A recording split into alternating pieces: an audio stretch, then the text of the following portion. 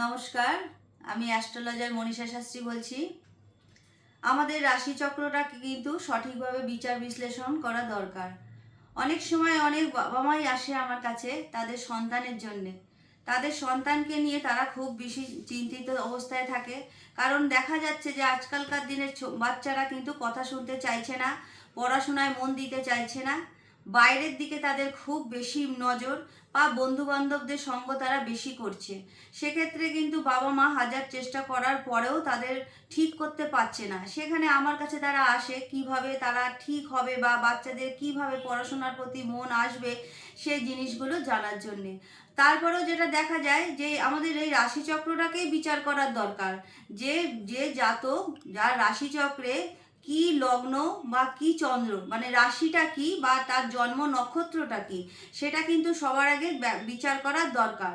যদি লগ্নপতি ভালো থাকে, স্ট্রং থাকে এবং লগ্নপতির সাথে শুভ দ্বিতীয়পতি, চতুর্থপতি, পঞ্চমপতি শুভ সম্বন্ধ করে, তাহলে কিন্তু বলা যেতে পারে সেই সব বাচ্চারা কিন্তু পড়াশোনার ক্ষেত্রে ভালো ফল করবে।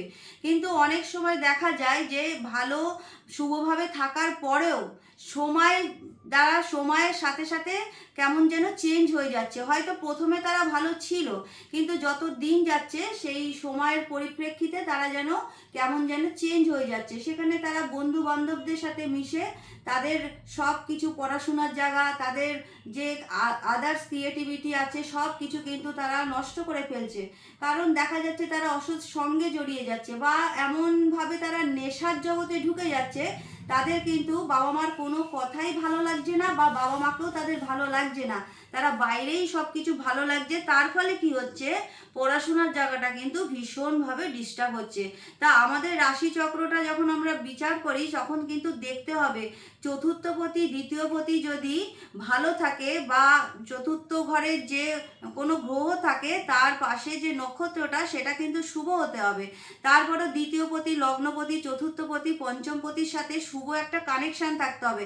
এখন যদি দেখা যায় চতুর্থপতি ষষ্ঠে চলে গেছে, চতুর্থপতি অষ্টমে চলে গেছে বা অশুভ নক্ষত্র চতুর্থপতির সাথে যুক্ত হয়েছে, তাহলে কিন্তু আমরা বলতেই পারি যে পড়াশোনার ক্ষেত্রে কিন্তু একটা ছেদ আসবেই বা পড়াশোনার প্রতি আগ্রহ দিনের পর দিন নষ্ট হয়ে যাবে।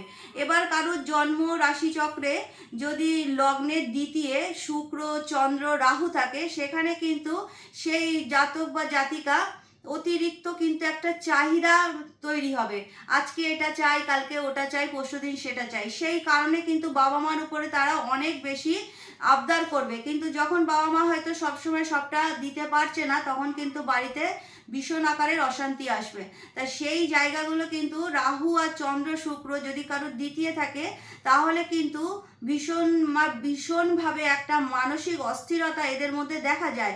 তার মধ্যেও দেখা যায় যে তাদের যে আগ্রহগুলো ছিল প্রথম ছোট অবস্থায়, যত বড় হচ্ছে তত তাদের মধ্যে একটা মানে নেগেটিভিটি তৈরি হচ্ছে। তাই এই সবগুলো কিন্তু আমাদের রাশিচক্রটা ভালোভাবে বিচার বিশ্লেষণ করে দেখার খুব দরকার।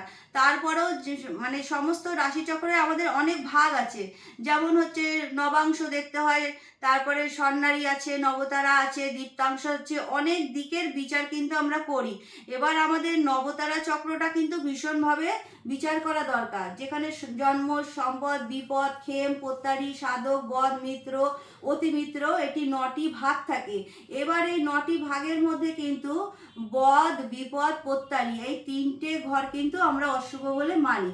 তার যখন দেখতে হবে বর্তমান সময় যে জাতক বা জাতিকা পড়াশোনা করছে, পড়াশোনাই শুধু না, যখন ধরুন কেরিয়ার হচ্ছে বা বিবাহিত লাইফ বা যে কোনো সময় এই নবতারা চক্রটা মানে বিচার করা কিন্তু ভীষণভাবে দরকার।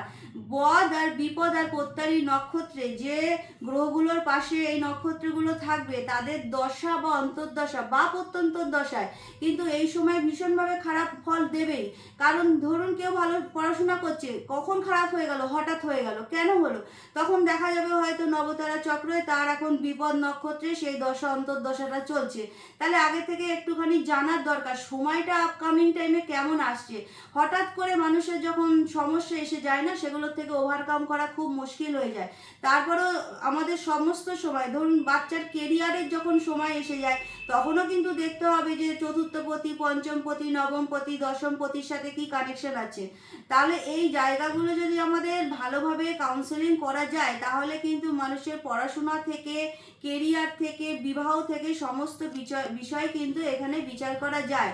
তারপরেও যেটা সব থেকে বেশি ভাইটাল প্ল্যানেট আমাদের জন্ম রাশি, মানে চন্দ্র কার নক্ষত্রে আছে, সেই নক্ষত্র মানে চন্দ্রের পাশে যদি শনি, চন্দ্রের পাশে যদি রাহু, চন্দ্রের পাশে যদি কেতু, চন্দ্রের পাশে যদি মঙ্গল, এই সবগুলোর নক্ষত্র, এই গ্রহগুলোর নক্ষত্র আসে, স্বাভাবিকভাবেই কিন্তু মানুষ খুব চঞ্চল হয়ে ওঠে, অস্থির হয়ে ওঠে, ডিপ্রেশনে চলে যায়।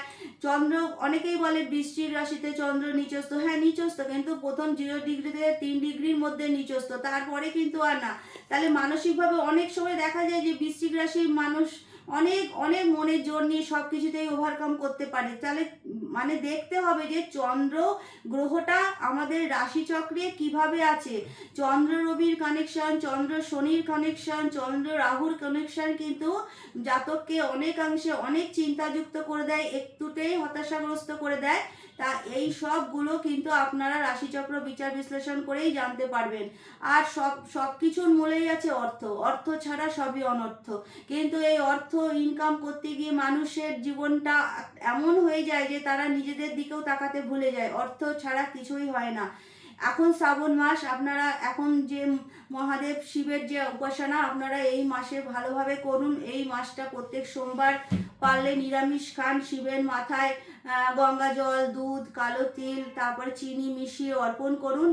তারপরেও পঞ্চামৃত দিয়ে ওনাকে মানে জল ঢালুন ওনার মাথায়, অনেকটাই ভালো রেজাল্ট পাবেন। আর অর্থের জন্য আমি একটি লক্ষ্মী দেবীর মন্ত্র বলে দিচ্ছি। ওম শ্রীম শ্রীম শ্রীম প্রসিদ্ধ প্রসিদ্ধ কমলে কমলালয়ে ওম ওম শ্রীং শ্রীং নমঃ।